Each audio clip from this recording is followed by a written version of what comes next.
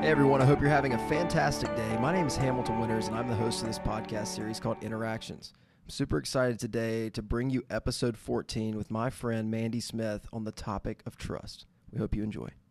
Yes. Welcome to the studio. Hey, thank you for having me. We're so glad you're here. This is amazing. Absolutely. No, this has been an incredible experience. Thank you for listening along up until this point, and thank you for being here today. Thank you for sacrificing your Saturday morning. That's right. Come up to the airport and record in the studio. What do you think about the studio? This is an awesome place. It's awesome. I already took some pictures. Yeah? Yeah. Cool. It's really neat, and the studio is very calming, so yeah, there's no better place to be on a Saturday morning, I think. Well, that means a lot. Yeah, I agree as well. Well, tell the listeners a little bit about you, you know, who you are, what you do. Perfect. Well, my name's Mandy. I'm a speech language pathologist. That's the fancy word for just speech therapist. I've been doing that for about 12 years now. I love it. Currently I work with children anywhere from age 18 months up to around 17, 18 years old. So I see lots of different disorders like stuttering or articulation issues or voice disorders. So it runs the gamut. But I get to play and have fun. So that's a blessing to me. That's awesome. And I spend all day talking to people, trying to get them to talk back to me. So this is right up my alley that y'all are talking back to me. It's awesome. There you go. So that's my occupation, but I'm also a writer. And I've been writing for about 8-9 years now, doing some freelance stuff on the side. Awesome. I write for a website called ibelieve.com. That's been a big blessing to me, too. And I have a blog. And so words are a big theme of my life. And so, yeah, that's what I do. That's awesome. Well, towards the end of the show, we'll give you the opportunity to share any of that stuff, how people can interact with you and your writing, if you care to. Yes, that'd be perfect. Thank you. So why don't we go into kind of how we became acquainted and really how we're sitting in these chairs together today. Well, I think we met and then we shot at each other. Yeah. You're going to have to explain that a little bit more. At this place called, was it War Games? I think it was War Games in Roswell, Georgia. So we met up in this community group event. And, it was a lot of fun. We got to use some guns and pretend like we were doing something. Yeah, it's laser tag. Yeah, basically. Yeah, but it's tactical laser tag. Yes. So they give you headbands and like you go in this room. It's an old mall. Mm-hmm. And it's super cool how they use this old department store space, gutted it all out and made it like this war game. Right, you have the bases and you've got the teams, and it was very interactive. Like it's not just your everyday Barney Stinson laser tag off of How I Met Your Mother. It's like nice. So it was fun, but it was frustrating because I kept getting hit, and you have to go back to like the mothership or something and get recharged again.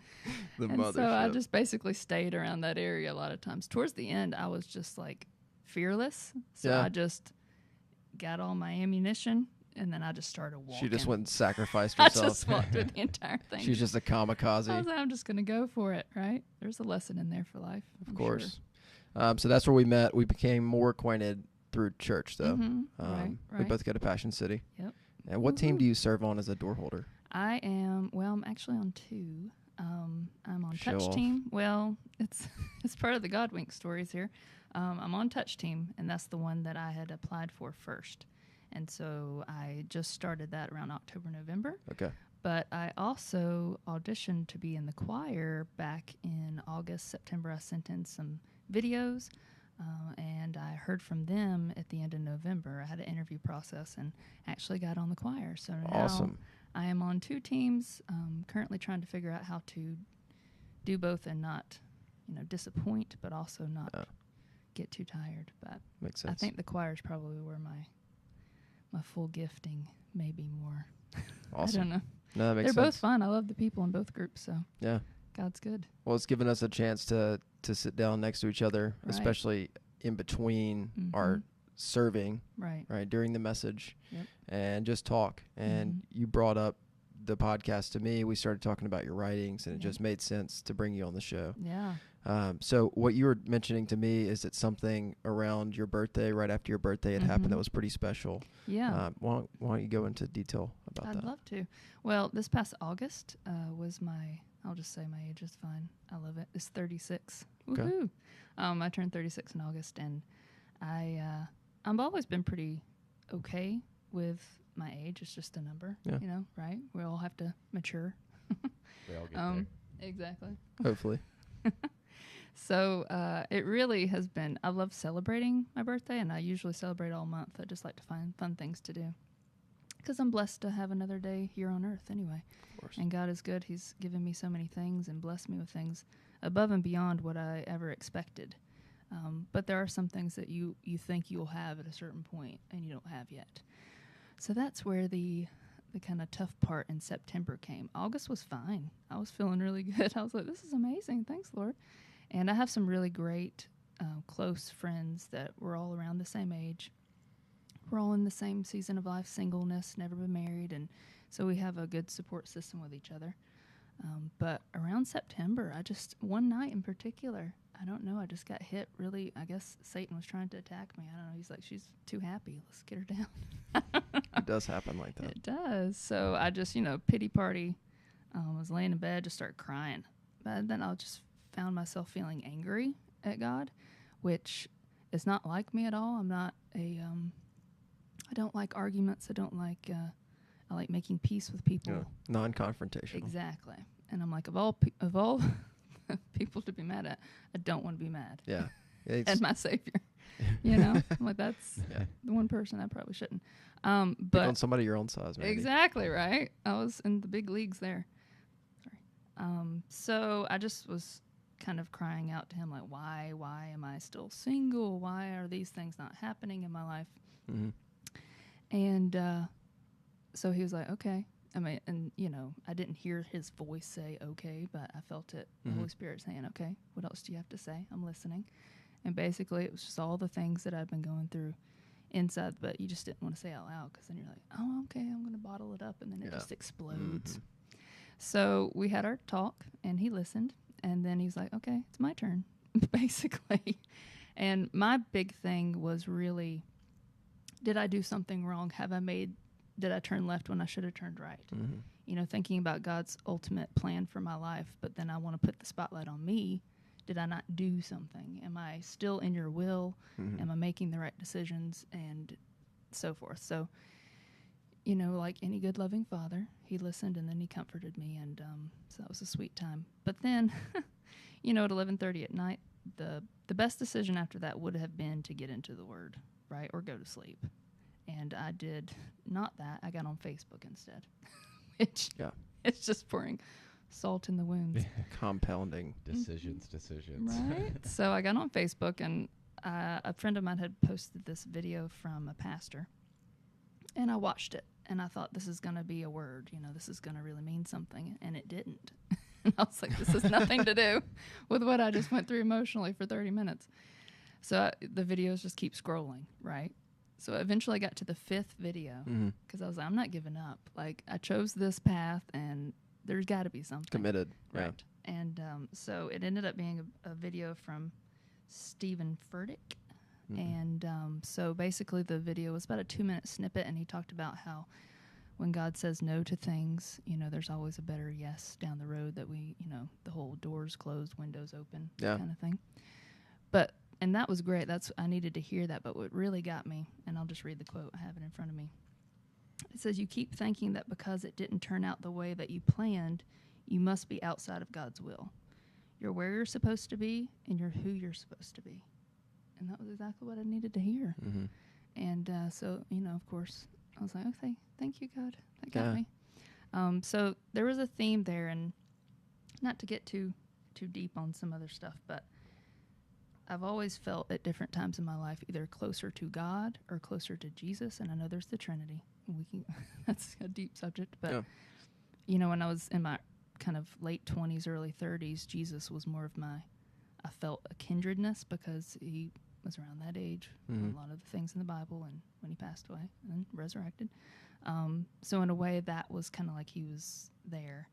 But over the past year or two, it's been more, which there's not one more than the other, but I feel like God has really been speaking more to me as a father figure and kind of guidance, more as a mentor type situation rather than, I don't know, just just in different times of our life, we can see it in different ways. So That makes sense. And little did I know that 2 or 3 weeks later, my own father here would get really sick. And so we can flash forward into that week. Yeah, please do. If we're ready for it. Yeah, let's go. Okay. Well, I won't talk more about his story. That's his personal stuff. But he did get sick. There was a lot of multiple things that were going on all at one time. And he had to be admitted to the hospital. And during that time, of course, everything, I just focused on him. And, asking for prayer, reaching out to friends that were very supportive during that period. So he got admitted on a Friday. Around that Tuesday, a lot of serious things had happened, but things were kind of looking on the up and up. And I came home that night and checked my mail, and I had pre-ordered a book like a month and a half prior to that and had totally forgot about it, but it had been released that day. And so I open it up, and the title of the book is Remember God by Annie Downs. I was like, okay, I'm remembering you, God. I got it. The next day, I'm in the waiting room at the hospital. My brother, sister, my mom, we're all sitting there together. My brother had this word game on his iPad that he was playing where all these letters are all scrambled, and you have to find words out of it. So we did probably 4 or 5 rounds, just taking our mind off of things. And then it pops up, and in the letters, it's God. And the first thing I did was went, bam, bam, bam. Yeah. I pulled that out. So that was another one. And then the following day, so these are 3 days in a row, that Thursday evening, he was doing much, much better, had gotten out of surgery, and I had tickets to the Catalyst conference, which was that week. I bought them back in June, and they were like, please go. It was right down the road from the hospital. We're doing good. It's fine. And so I felt a little better about going. I went to the night session on Thursday night, and Christine Kane was speaking. Worship was awesome. What she said was wonderful. I'm walking out, and it's like 9:30 at night. I just wanted to go straight home. When stressful things are happening, I'm usually a pretty social person, but I'm also very introverted on the same aspect, so I didn't make eye contact with people. I was just headed to my car. Beelined it. Right, which is not like me, but I was like, whatever, it's dark and it's fine. So I'm walking to my car, and these people are on the walkway, and they're all trying to hand us these water bottles. And I'm like, it's 9:30 at night. I don't need a water bottle. I'm good.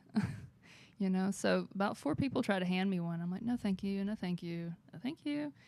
Last one, I'm like, okay, I'll take it. Thank you very much. So I get to my car, and I start it up, and I look over at the water bottle, and there's a note attached to it with just a piece of string. I flip it over, and the note says, don't lose hope. And I'm like, oh, okay.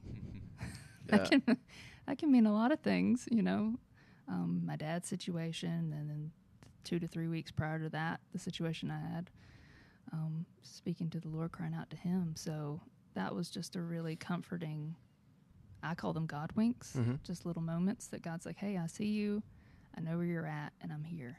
And so that really comforted me a lot. And the next day he was discharged from the hospital. So I still had that note hanging on my mirror in my bedroom. Wow. And I don't think I'll ever get rid of it because, it was pretty cool. And I don't know who it was that gave it to me. I wish I'd looked up and thanked them. One of my favorite verses is Hebrews 13:2, where it says, don't forget to entertain strangers, for by doing so, some people will have entertained angels without knowing it. And I do definitely think that person was an angel for me, because I don't know, maybe all the notes said that or not, but it's what I needed to see and hear. That's so awesome. Have you ever heard the song Riding with Private Malone? No. So the moral of the story, and my father and I used to ride around in a 1983 Jeep Renegade. Oh, cool. It was our chick magnet is what we called it. Gotcha. I was 3. Oh, yeah. So we would go to TCBY. Raise them up in the way they should go, right? Exactly. Yeah, Dad, if you're listening to this, you'll remember this. Perfect. But there's a song called Riding with Private Malone. And the moral of the story is there's a lady that's trying to sell a Corvette. She doesn't know it's a Corvette. She just put it up on a listing. She was like, look, come pick this thing up. He goes to the listing. It's a song, country song. He rips the cover off, and it's this 66 Corvette, like pristine. And she just wants to get rid of it. So he buys it. And he checks the glove compartment. And there's a note that says, if you're reading this, and I'm going to paraphrase, my name's Private Malone. And if you're reading this, I didn't make it home. and you moral of the story is he gets in a wreck, and they say a soldier pulled him out. Ooh. But there was no. He says a soldier pulled him out. There was no soldier, but he was riding with Private Malone. Oh. So it's that kind of weird. That guy was your angel, right? That's amazing. Yeah. You'll always be riding with Private Malone. So yeah, I like it. It's a cool song. Go check it out. Listen to it. I will. Yeah. I love that kind of stuff. Yes. What was that scripture that you just quoted? Hebrews 13:2. Okay. Yeah. Because I've paraphrased it before. I'm the worst. I'm a Google theologian. Yes. Oh yeah. Because I'll quote a scripture and I'm like, hey, look, I don't know where to find that. I know. I can get back to you on that. Right. But that's special. Yeah. It was awesome. Glad to hear your dad's. He's doing better. Yes, he is. That's awesome. Much better. Yep. He's a strong man, and that's one thing I'll say. I've always had such a good representation of a man of God in my life, and I'm very blessed with that. I know that that's not something that everyone can say. So, I can be upset about singleness or whatnot, and I think that's valid. I think we can all have our times and the things that we're hoping for and that we're trusting God to bring into our life at the right time. But I'm also very cognizant of my blessings and the things that I do have, and I don't take those for granted. So that's awesome. There you go. But it kind of ties into something with my writing too. Yes, I was just about to ask you. On that. Expand on your writing. That's what I around maybe 3 weeks ago, every new year I always think about what do I want to do with my writing right now. Like, what is my goal? I would love to write a book at some point. That would be fun. But right now, just writing articles or writing blog posts, and I've started doing these little pictures with verses, and that seems to be something that people are really clinging on to. So I always have to be thoughtful of what is my motive behind it. Am I trying to... I don't want to build up some sort of a spotlight on me. I always want to put the spotlight on the Lord and what He's doing in my life. So I've gone to tons of conferences. I've learned a lot about the writing process and book proposals and all the logistics that go into it. But it's also something that I hold close to my heart as it's more of not a hobby, I guess, but it's just something that I really find a lot of joy in. And, I love my job and I clock in and out and do that. But the writing is just a part of my life that I always go back to. And it started with journaling years ago. And then as the internet started to explode and Facebook and all that happened, I thought, I could share this kind of stuff. So around 3 weeks ago, I was thinking about what my game plan for this year was. And I thought about going back to a conference that I'd been to before. It's usually in the summer. It's a Proverbs 31, She Speaks, She Writes. And you learn a lot of good stuff through it. I've been about 4 years ago. I went. It's pretty pricey, but it's worth it. And you get to meet with agents. And that's cool. Yeah, so you get to kind of practice. But you have to kind of have something in your hand if you're It's like a showcase. That part. Right, yeah. Cool. So I didn't know this year if I would have what I needed to have by the summertime. So I thought, well, there's got to be something else. And I need to kind of get back into learning more because the writing world changes a lot and the process changes. And I've had awesome opportunities. I went up to Colorado to a conference that Margaret Feinberg had helped to host, and I got to go to her house, and it was just amazing. So I've really had some awesome opportunities through it, but I just needed to kind of get back into the nuts and bolts of how to do it and to refresh some of my memory on that. So I was on Facebook again. I mean, God reaches me through Facebook. If you need to find Mandy, you could probably find her on Facebook. I guess so. I think that's the moral of the story. Yikes. So he knows where to find me. So I'm just scrolling Saturday morning. Just scrolling. And this writer's webinar advertisement pops up, and I'm like, well, that sounds fun. Of course it did. It was... there's something called cookies. I know. And I know. Exactly. They know exactly what I need. That's okay. It is scary, though, that they're listening. Someone's always listening. Yeah. Thankfully, somebody's listening to this. Yeah. Or we wouldn't be doing it. So that's good true. and bad. That's true. So where was I going with this? My brain was... Oh, okay. The writer's seminar. Yes. Emily Freeman, who is someone that I've talked to before. She's an awesome writer in the Christian writing world. She has this program that she started. It's basically an online library of videos and just tutorials on how to do all the things that I was mentioning before. So I watched the webinar on a Monday night, and I'm sitting there about 40 minutes in, and I know that they're also trying to sell it, you know, and get people to join in. So I love an infomercial, so I'm a sucker for all that anyway. So I'm like, what are they going to show me? So I'm listening and I'm thinking, and I'm like, okay, is this something financially I want to invest in for the year? Which it was a pretty good deal. So I'm thinking about it, and then all of a sudden it's like a lightning bolt in my head, and also all of a sudden the phrase "Don't lose hope" pops up, and I look at my computer screen, and the writing program's called Hope Writers, and I was like, oh, don't lose hope, hope writing. Okay, I guess I'll do that. Yeah. So I thought about it a little bit more, and then I joined in. And literally within 24 hours, I'd met 5 or 6 women that live around me that are a part of this program that meet on a monthly basis. So I pretty much had a support system. Community. So, yeah, that was another tie-in to that. But that's awesome. I guess I should talk about trust, too, because that's... Well, I mean, you just scatter it within. I don't consider myself to be a writer per se. I do a lot of writing. Russell and I share a document on Apple Notes that anytime I'm thinking about something, I'll write it down and Russell can read it. Yep. And anytime he's writing something, it's a little yellow dot that pops up that means Russell just edited the note. Yeah. And so we can go back and say, oh, well, in December, let's think about what our train of thought was. And we go back and read our writings. And it's different styles. And it's different words. And it's different. It's so cool. So it was actually kind of funny last night. I was up late. I don't know. It was like 12:15 or something like that. And my phone obviously hasn't made a sound in like hours. All of a sudden it just buzzes. So I check it. And it says notes on my phone. And then I click on it. It says Hamilton added a new note. And when I go into there, I can actually see him in real time, like how he's writing and what he's deleting. And I didn't know you could do that. I didn't. That's a lot of pressure, man. I was going to tell him that today. It was kind of funny. Now I'm going to wait until like 4 a.m. when I know he's asleep so he can't see me in real time. He's like, what is he just second guesses himself all the time. He's built some more confidence. In September, I wrote a poem. Oh. And I do poems every once in a while. It's not something that I necessarily say I'm classically trained in, but it's a way for me to kind of vent. And I like things to rhyme. It's just like, I don't know. Poet didn't know it. Awesome. Whatever. So this one I wrote on an airplane, and I think it ties in with what you were saying. You've always wanted to write a book. Well, so have I, right? Cool. So I wrote a poem about why someone else should write a book. I think to justify why I should write a book. But I'll read it to you if you care to hear it, and maybe by the end of it, you'll have a little bit more motivation. Okay, yes. If you wrote a book, what would it say?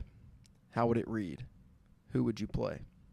If you wrote a book, how long would it be? Would you share it with others? Would you share it with me? If you wrote a book, would you read it aloud? Would you fix your mistakes, or would your mistakes make you proud?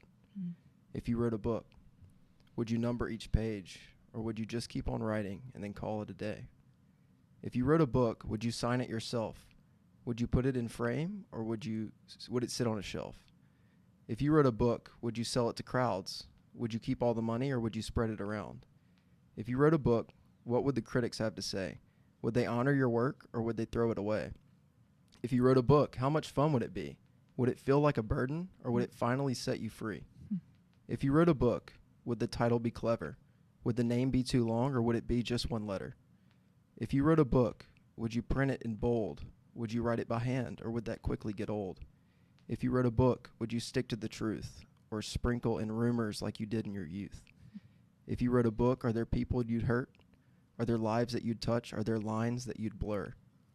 If you wrote a book, would you keep the last for yourself, or would you give it away in hopes that it helped? If you wrote a book, would you travel for miles? Would you wear many frowns, or would you wear only smiles? If you wrote a book, would you find inner peace? Would you live in a mansion, or could you live on the streets? If you wrote a book, would you say all you could? Would you hold some things back? Would that feel very good? If you're honest with me, and you're honest with you, writing your book is the thing you must do. You might sell just one copy, or you might sell the whole lot. You could make millions, but you also could not. you don't write it for fame, and you don't write it to win. You don't write it for money. You write your story within. When you write a book, because I'm sure that you will, you'll find answers to question. You'll turn dreams into real. And when you write this book, I'll run down to the store and I'll pick up a copy. I might ask you for more because you have a story, one worth sharing with me, a story I'll share with the friends that I meet. When the domino falls and the story is told, you can't slow it down. You must allow it to grow. The number of lives you could touch is absurd. So pick up your pen, friend, and write the first word. Amen. Man, you're a poet. You got to write. You got to write. That was amazing. You're already writing. Yes. And we write too. Right. I don't know if it'll ever turn into a book. Woo. I don't know if it'll ever turn into anything. Right. But it won't if you don't give it the chance to. Exactly. Right. Mm-hmm. Well, and it's amazing. Thank you for sharing that, by the Yeah, way. absolutely. Yeah, I've never shared heard that it before. Like that. That was awesome. That was really good. I thought it was very And pertinent the to fact what that we were talking about. yes, and you just wrote it a few months ago. Yeah. Ooh, chill bumps. Right.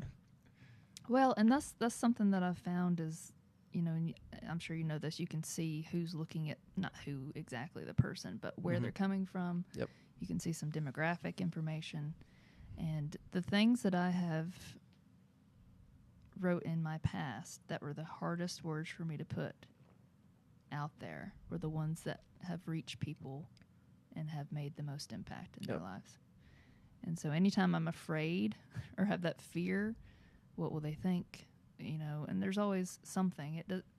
It can be twisted around. Something that looks good, you can still think they'll think less of me if I share, But those are the things that I've had men and women reaching out to say, thank you for sharing this. I can talk about this with my daughter, or I'm a single dad, or thank you for sharing this. This is something I go through personally as a female, and I appreciate that. So, yeah. And to me, it's whether it's for free or it's nice to get paid to do some things, Of course. that you enjoy. But in the end, you're still reaching out to people, whether it's one person or 1,000. Mm-hmm. It's hopefully what the Lord wants, and It's depth. Yeah. Right? mm-hmm. A finger prick doesn't help you, but surgery might. Yeah, It's how deep you go. Right? yeah, I've noticed it on these podcasts. The more shallow that we stay, the less impact that it has. exactly. It's the people that are willing to come in like you and be vulnerable that people can identify with. Right. Because anybody can talk about how great their lives are. Mm-hmm. Anybody can do that. Yeah. That's the easy That's part. what they say, the Facebook reel or Instagram Yep. life. And we talk about that all the time. Yeah. Um, I like a good, happy story. Oh, every absolutely. Now and then. It brings me up, but in the end, it's the stuff that's real. That's the hard stuff. That's what people gravitate towards, because then they think, oh, I'm not alone. Yeah.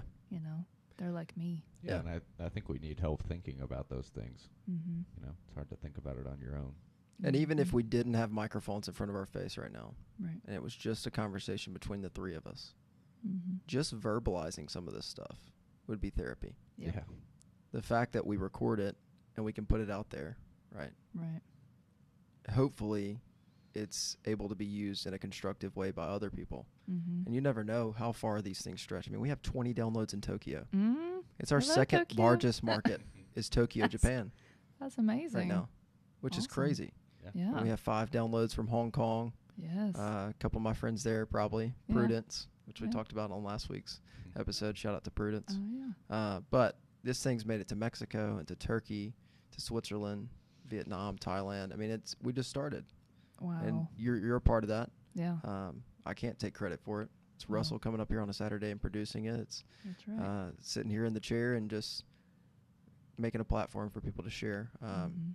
And 2 of my friends, Gus and Barbara Bueno, who I had lunch with Gus the other day, I wanted to give them a shout out. They are some of the most loyal listeners. Aw. On Mondays, they listen as they're working out, and they always post it on Instagram. Looking forward to having hopefully both of them on the podcast Yeah. eventually. But resources, right? Which Right. is what you were talking about. Mhm. You have a laptop. You Yep. have all of these online resources to Yep. where your writing isn't something that you have to put your quill Mhm. into an inkwell and just, Right. write along and hope that somebody reads it. Like, Yes. Printing press. yeah, we have so much right in front of us. Oh, it's so easy. And what are you doing with it? Mm-hmm. I had a professor that looked at us and he said, hey, raise your hand if you have a cell phone, right? A smartphone, Mhm. iPhone, Android. How much is that phone? Mhm. $1,000, something like that, a little bit less. Have you recouped that investment because you can make money using your phone? And everybody was like, no, I'm on like Instagram and Yeah. Snapchat. And like, it's just like a social device. He's like, no, think about how powerful that computer is in your pocket. Mm. Are you using the resources that you've been given in a constructive way? And in his point, it's to monetize, right? Right. I think even more important than that, it's how much of an impact can you make on people that have never heard the name Jesus? Mhm. How much of an impact can you make on people that are just looking for that message of don't lose hope? Mhm. How many people are looking for a podcast on trust, right? Mhm. Yeah. Because anybody can look for a podcast on how to scale your startup and Right. how to, make better recipes using Mhm. vegan ingredients like that. Mhm.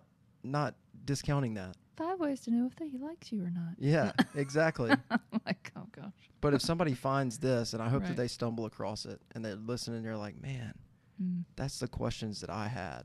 Not because we're unique in the fact that we have those questions, but that we're not unique in the fact that we have those questions. Right. We're all human beings. Mm. We all have the same questions. We all have the same reservations when it comes to trust, right? Mhm. Trusting someone is Mhm. hard. It is. It's hard. I would even, when you said resources, the question that popped into my head was, do you trust your resources? Like I Mm. even tied trust back into. Yeah.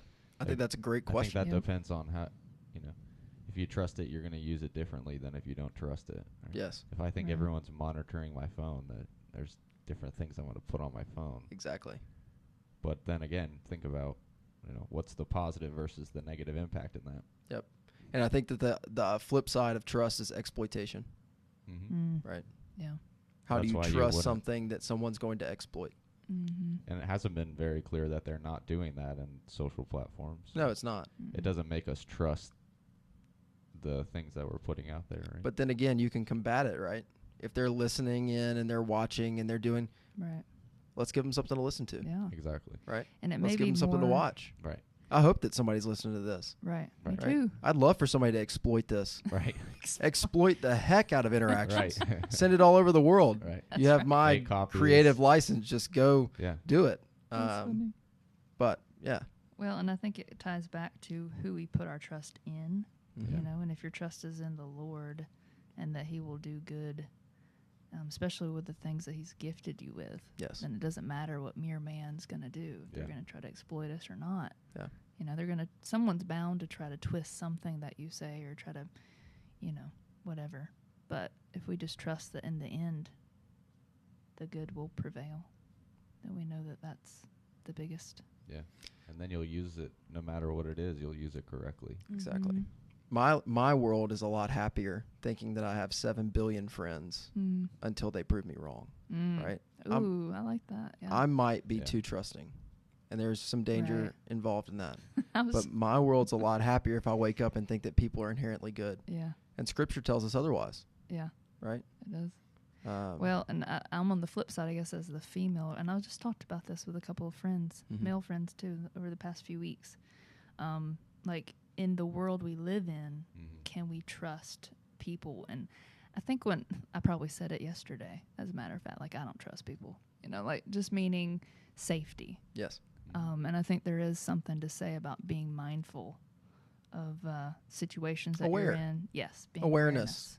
I think Mhm. you can trust yourself and that you can Right. trust how you feel about people and what their intentions are in Mhm. that certain environment that Mhm. you're in. Because, Yeah. in a different Strangers. environment, that person could be acting differently in a way that you didn't necessarily appreciate them Right. acting. exactly. But in friendships and relationships, and Mhm. I think their trust is, in my mind, it means something a little bit different. And, Mhm. you want to get to know people better, and that level of trust continues to grow, or Mhm. it doesn't grow.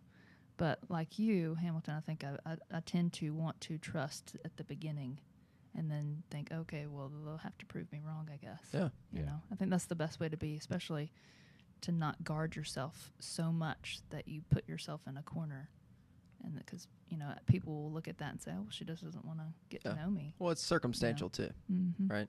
Right. In certain environments, you're not just going to want to walk up to someone and just trust them right off the bat. Like, Right. hey, you mind watching my wallet? Like, Yeah. what? Exactly. I Or with think it's- information about Yeah. you. It's like you being know? at the airport. Hey, you mind watching my bags while I go use the bathroom? Yeah. I know. Like, There are some people that you just know you shouldn't ask. Right. They're just like freaked out. Like, is that an unguarded bag? Should I tell the FAA that, or the TSA that you left your, like, hey, I'm just going to run use the restroom real quick. You mind just making sure nobody walks away with this? But I heard a good quote yesterday. I don't know who it was from. I'd love to quote him on this, but to paraphrase, it says, I know who I am because I know whose I am. Yep. Right? I've heard that. Yeah. I loved that. And it goes back to trust. If you're trusting in the fact that you belong to someone. Right. Right. Well, and that ties into my word for the year. I don't usually talk about what my word for the year is before the year has come. Yeah. I usually wait to the end of the year. And then, like last year, my word was go. And all throughout the year, I thought, well, I'm probably going to move. Or she played a lot of Monopoly. She was just trying to collect 200. I've actually never played that game all the way through, which is funny. I thought, well, I'm going to move or I'm going to go on some big trip. I didn't do any of those things. Like, I pretty much, I stayed put for the majority of the time. But looking back, I thought I did go. I took a lot of chances. Yeah. And through that, I did a lot of things. I went places on my own if it was like a social event. I thought, well, I don't know anybody there. Well, I'm still going to go. Yeah. And then I'll meet people, and then I will know people there. And I think that's something that as I've, grown or whatever, matured, that I have been able to be more independent that way, which has been a blessing because I've met a lot more people and had opportunities to come around. And so just looking back at the friendships I've made this past year, and coming to Passion City this summer, coming from another church, and just taking that leap of faith that I did go, and I've through God's grace, I've been able to really see a lot of cool things happen from it. Yeah. Well, last week's episode was Unlikely Invitations with my friend Daniel Kang. Yeah. And so all you're talking about is accepting invitations. Yep. Yeah, trusting those. Yeah. Yep.